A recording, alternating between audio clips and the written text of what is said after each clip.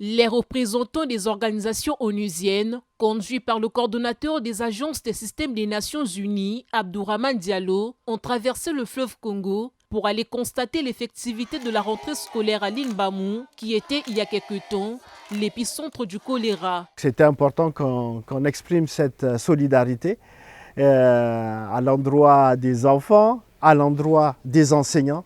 Donc c'est important au début d'année de venir et puis prendre le pouls ainsi de la nation, le pouls du système éducatif. Et c'est pour ça que les deux agences qui travaillent principalement dans l'éducation, l'UNICEF, l'UNESCO et le PAM pour les cantines scolaires sont là et ont souhaité venir voir et témoigner et interagir avec les cadres aussi et les enfants. C'est ici à Lingbamou que les premiers cas de choléra ont été détectés. Aujourd'hui, la situation s'améliore avec un seul cas suspect en observation après un traitement qui a favorisé l'arrêt des signes de diarrhée. Pour renforcer les moyens de lutte contre cette épidémie pendant cette période scolaire, le représentant de l'OMS au Congo a rappelé quelques dispositions d'hygiène à respecter chaque matin avant le déroulement des cours.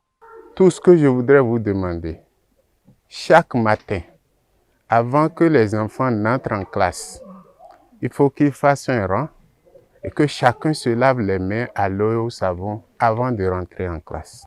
À la sortie, pareil. Il faut s'assurer que l'eau que les enfants vont boire soit de l'eau potable.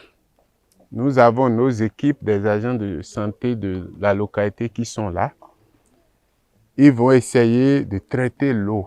Le directeur de l'école primaire de Lingbamou a saisi l'occasion pour présenter l'état de besoin afin de mettre les élèves dans les bonnes conditions cette année. Ces élèves du cycle primaire qui ont reçu un don de kit scolaire de l'UNICEF se contentent de 3 enseignants pour se former.